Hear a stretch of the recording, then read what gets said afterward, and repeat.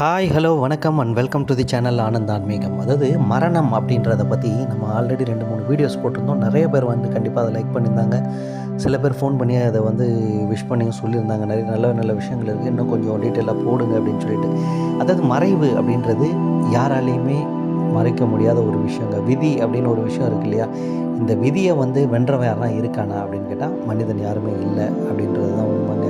So இன்றைக்கி நம்ம என்ன சொல்ல போகிறோம் அப்படின்னா, மறைவு வந்து ஒரு அழகான மறைவுகள் வந்து எப்படி இருக்கும், அதுக்கான சான்றிதழ் என்ன, எத்தனை பேர் இருக்காங்க அப்படின்றது தாங்க நான் சொல்ல போகிறோம்.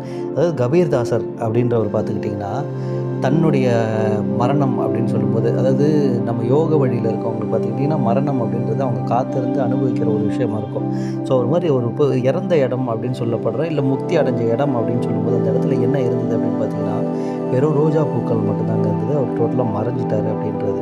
இரண்டாவது விஷயம், ரமணர் அப்படின்னு சொல்லுவோம். நம்ம ரமண மகரிஷி சமீப காலங்களில் பார்த்துக்கிட்டிங்கன்னா, இந்த திருவண்ணாமலையில் ரமண மகரிஷி இறந்த இடம் மட்டும்தான்.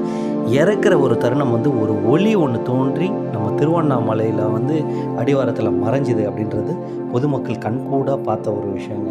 அதுக்கு அடுத்தது பார்த்துக்கிட்டிங்கன்னா, நம்ம பட்டினத்தார் பெருமான் திருவெற்றியூரில் அதை பேய்க்கரும்புன்னு சொல்லுவாங்க. அவரை பற்றி பார்த்தாலே நிறைய விஷயங்கள் வந்து தெரிஞ்சுக்கலாங்க. இந்த பட்டினத்தார் ஐயா இறக்கும்போது பார்த்துக்கிட்டிங்கன்னா, அதே மாதிரி ஒரு பிரம்பு கூடைக்குள்ளே வந்து மறைஞ்சி அங்கே இருக்க குழந்தைங்கிட்ட விளையாட்டு காட்டி ஒரு சில நொடிகளுக்கு அப்புறம் திறந்து பார்க்கும்போது அதுக்குள்ளே பார்த்திங்கன்னா வெறும் லிங்கம், சிவலிங்கம் மட்டும்தான் இருந்ததுங்க. ஸோ இவரோட மறைவு இந்த மாதிரி இருந்தது.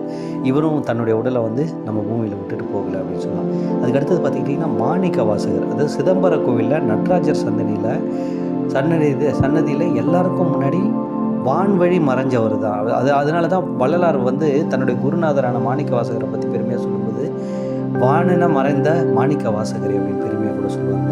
அதுக்கு அடுத்தது பார்த்துக்கிட்டிங்கன்னா, கிட்டத்தட்ட ஒரு 150 வருஷத்துக்கு முன்னாடி ராமலிங்க அடிகளார், அதாவது ராமலிங்க சுவாமிகள்னு சொல்லப்படுற நம்ம வள்ளலார் பெருமான் அருட்பெருஞ்சோதி ஆண்டவர் வந்து ஒரு தனி அறையில் போயிட்டு உக்காந்து அங்கேருந்து மறைஞ்சது அப்படின்றது எல்லாருக்கும் தெரிஞ்ச ஒரு விஷயங்க.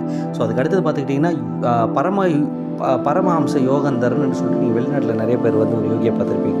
இந்த யோகம் பண்ணவர் பார்த்துக்கிட்டிங்கன்னா, இவருடைய மறைவு எப்படின்னு கேட்டிங்கன்னா, கிட்டத்தட்ட 33 நாட்கள் வந்து பொதுமக்கள் பார்வைக்கு வச்சுருந்தாங்க. அது வரைக்கும் உடல் கெடவே இல்லை அப்படின்றது இன்னொரு இன்ஃபர்மேஷன். அடுத்ததாக பார்த்துக்கிட்டிங்கன்னா, ஆன்மீகம் வந்து படித்து தெரியுறது அப்படின்றது வந்து ஒரு உண்மையான விஷயமே கிடையாதுங்க. ஆன்மீகம் அப்படின்றது ஒரு புனிதமான ஒரு விஷயமும், ஒரு புரிதலை வந்து உணரக்கூடிய ஒரு விஷயமும், தானே ஒருத்தருக்கும் கிடைக்கக்கூடிய ஒரு அனுபவங்க.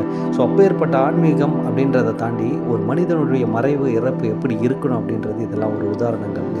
ஸோ இது வரைக்கும் நம்ம சேனலை சப்ஸ்கிரைப் பண்ணாதவங்க இமீடியட்டாக சப்ஸ்கிரைப் பண்ணுங்கள், லைக் பண்ணுங்கள், கமெண்ட் பண்ணுங்கள் அண்ட் ஷேர் பண்ணுங்கள். தேங்க்யூ. நன்றி.